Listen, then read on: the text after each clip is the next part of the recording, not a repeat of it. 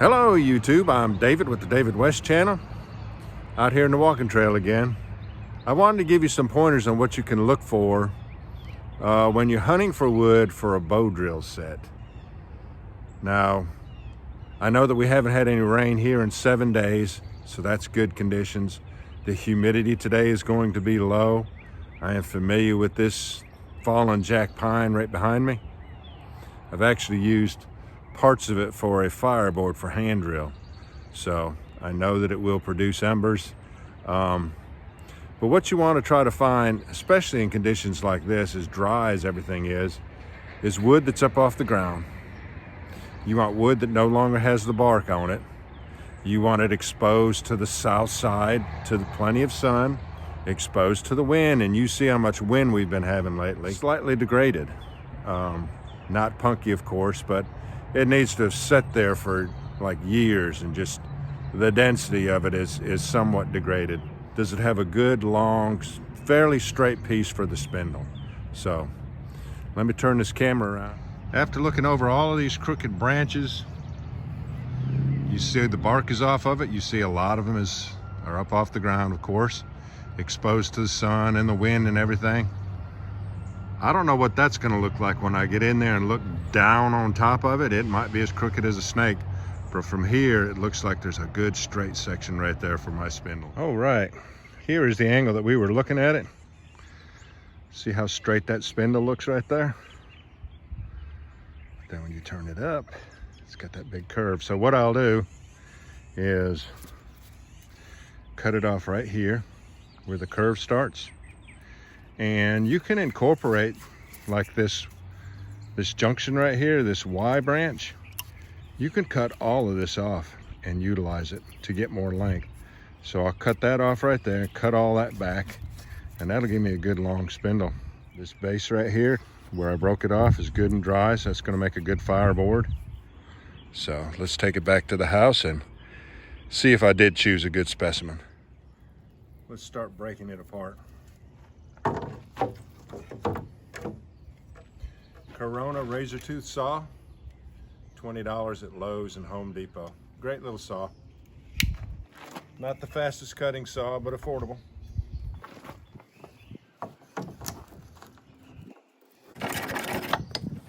Now for our spindle, cut it off here. And like I said, we're going to utilize most of that Y right there.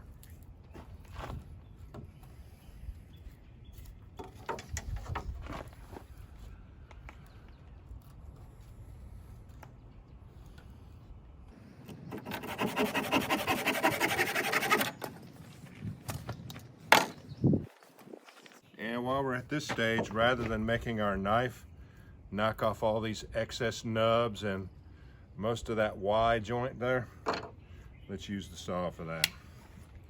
This is the fireboard.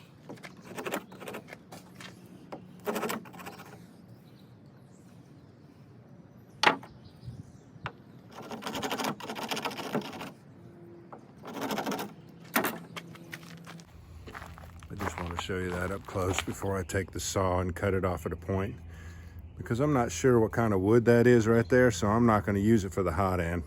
So I already know that it's going to a point for the bearing block end.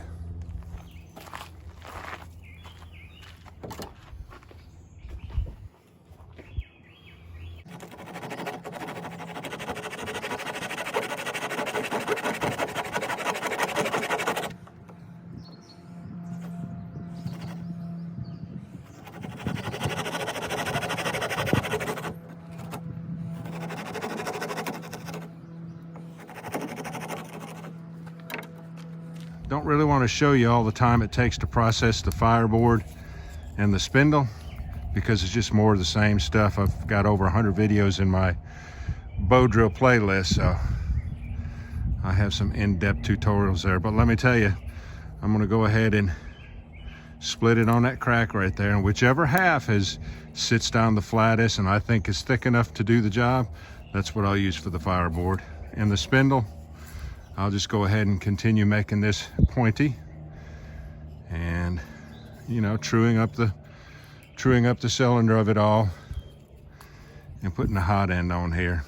like I've told you over and over again, I come down 1/4 of an inch, do facets all the way around. Come up 1/8 inch, do facets all the way around. Come up 1/16 of an inch, do facets all the way around. And that gives me the hot end, the shape that I like. So I'll show you some of the processing, but we'll skip through most of it.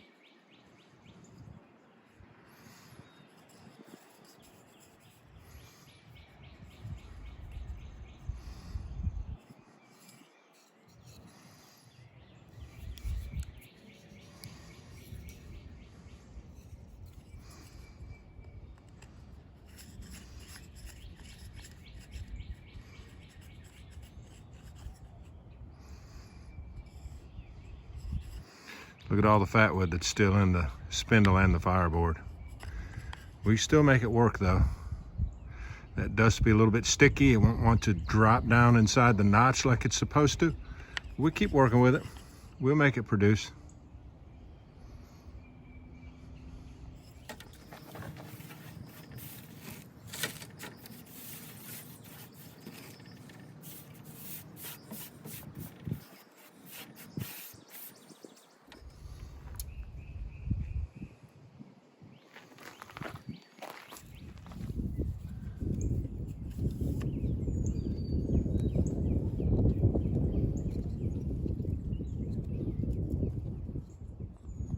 All right, let's give it a try.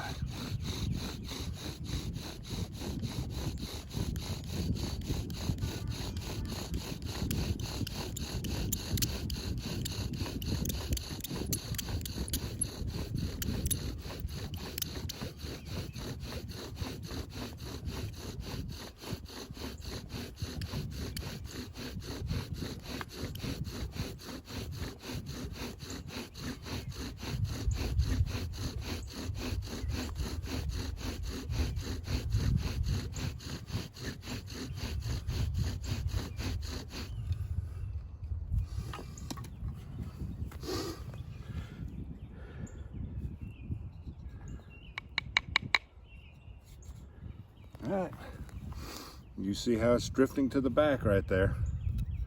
So I'm gonna cut a nice wide notch, try to make it drift back this way some. Pointy spindle, I'll go ahead and leave the point on there. But I will take the edges off, these edges here, so it can dive on down into the board like it's supposed to.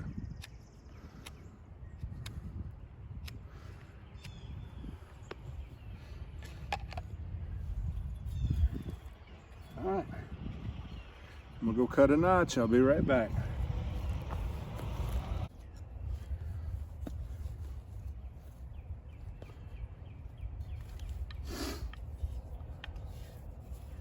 All right, Virginia pine on Virginia pine, fatwood barren block, pine needles for a tinder bundle.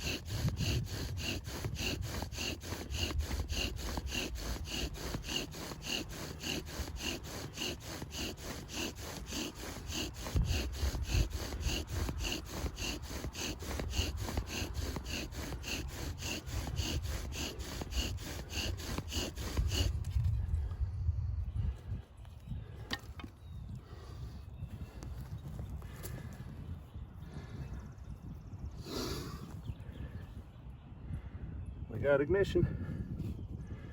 Let's just let it sit there and coalesce a little bit.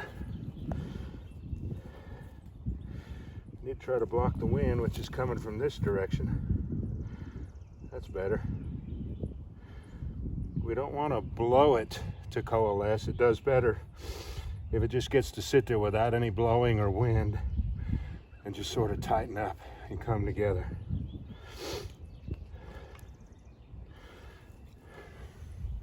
How about that fatwood barren block? Try to get out here in the sun so you can see it.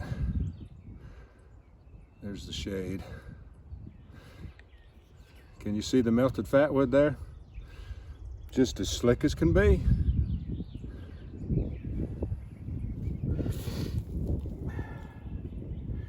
That wind is constant.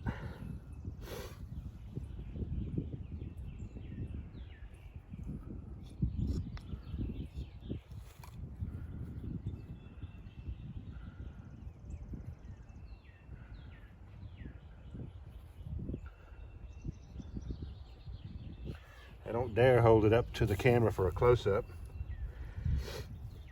but I do want to let it coalesce. So let me try to get in the way of the wind if I can.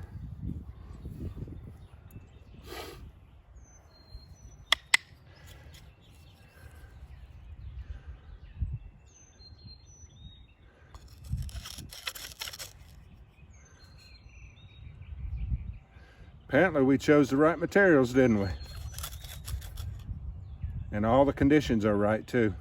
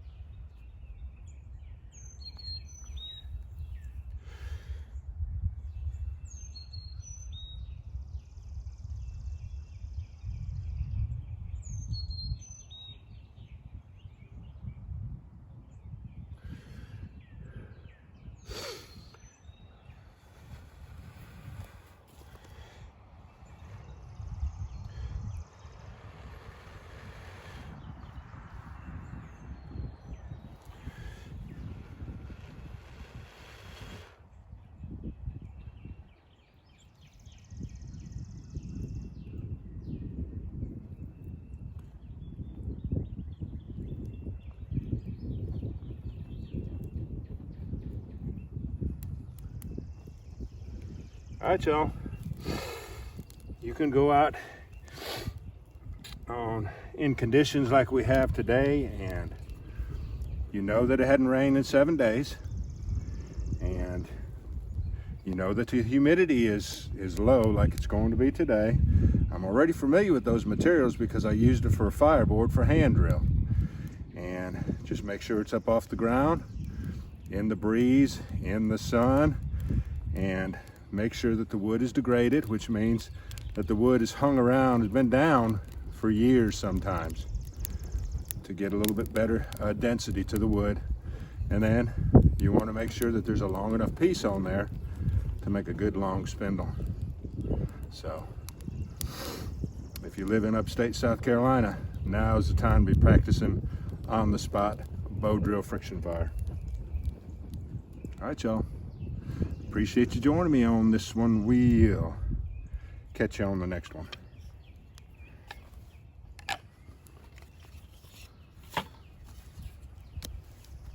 Let's put some leaves on that for our parting shot.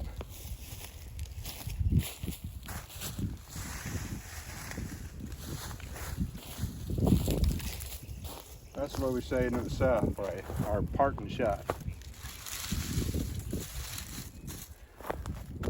Turn it towards that wind. We'll catch you on the next one.